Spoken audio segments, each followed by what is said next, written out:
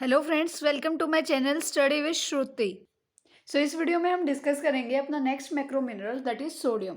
तो सोडियम क्या होता है? ये प्रिंसिपल कैटायन होता है एक्स्ट्रा सेलुलर फ्लूइड का, ठीक है। और जो ह्यूमन का जो होता है बॉडी वेट के अकॉर्डिंग ये 1.8 ग्राम पर केजी बॉडी वेट जो है ह्यूमन जो है इसको कंटेन करता है। मतलब ये ह्यूमन के अंदर अप्रोक्सीमेटली इतना होता है। उसके बाद ये जो है जो इलेक्ट्रोलाइट्स होती हैं, जो मिनरल पोटेशियम है या फिर जो क्लोराइड है जिसको हम नॉर्मली सोल्ट कहते हैं, तो ये उनके बहुत ज़्यादा वर्क क्लोजली वर्क करता है। यानी कि उनके लिए ये हेल्प करता है उनको अपना वर्क करने में और उनको मेंटेनेंस करने में, ठीक है। अगर हम बात करते हैं फंक्शंस की, तो अभी अभी हमने देखा कि इलेक्ट्रोलाइट्स की जो है ये क्लोजली वर्क करता है। यानी कि इलेक्ट्रोलाइट और फ्लूइड बैलेंस को जो है ये चेक करता है। मतलब इलेक्ट्रोलाइट फ्लूइड इम्बैलेंस जो होता रहता है उसको नहीं होने देता और इनको बैलेंस में रखता है। उसके बाद जो ब्लड प्रेशर होता है हमारा, यानी कि जो बीपी होता है, उसको ये मेंटेन करता है। जो नर्व ट्रांसमिशंस होती हैं उसको ये देखता है, उसमें इसका फंक्शन है।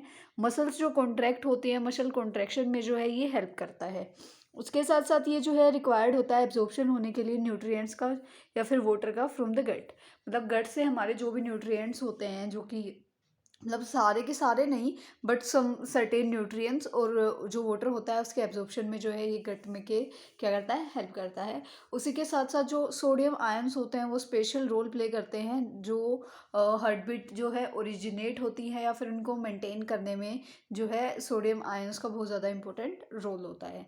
उसके बाद अगर हम बात करते हैं सोर्सेज की, तो सोल्ट में प्रोसेस जो फूड होता है, कैंड सूप, यानी कि जो सूप कैन में आता है ना, कैंड सूप जो होता है वो, soya sauce, small amount of milk, ठीक है। मतलब थोड़े से मिल्क में, मतलब थोड़ा सा मिल्क, ठीक है। ब्रेड्स, वेजिटेबल्स, एग, पोल्ट्री या फिर जो बीट रूट होता है, ये सारे सोर्सेज होते हैं सोडियम के। उसके बाद हम बात करते हैं रिक्वायर्ड डेली अलाउंस की। तो आरडीए की अगर हम बात करते हैं तो ये होता है 2400 mg पर डे। यानी कि 2400 mg पर डे जो है हमें सोडियम को जो है कंज्यूम करना चाहिए। उसके बाद अगर मेटाबॉलिज्म की हम बात करते हैं तो इसका जो एब्जॉर्प्शन है वो ऑलमोस्ट क्वान्टिटेटिवली होता है डिस्टिल या फिर स्मॉल बाउल, मतलब डिस्टिल स्मॉल बाउल में या फिर कोलोन में, ठीक है। एक्सक्रीशन की अगर हम बात करते हैं तो यूरिन से होता है, इसका एक्सक्रीशन थ्रू यूरिन हो जाता है, ठीक है। डेफिशिएंसी अगर हम देखते हैं तो एडिमा हो सकता है, यानी कि स्वेलिंग होना, ठीक है। एडिमा मतलब स्वेलिंग आ जाना, तो स्वेलिंग हो सकती है। और हाइपोनेट्रिया, नेट्रीमिया, यानी कि सोडियम का लेवल अगर बॉडी में कम हो जाता है तो उसको बोलते हैं हाइपोनेट्रीमिया। तो हाइपोनेट्रीमिया की कंडीशन जो है वो आ सकती है।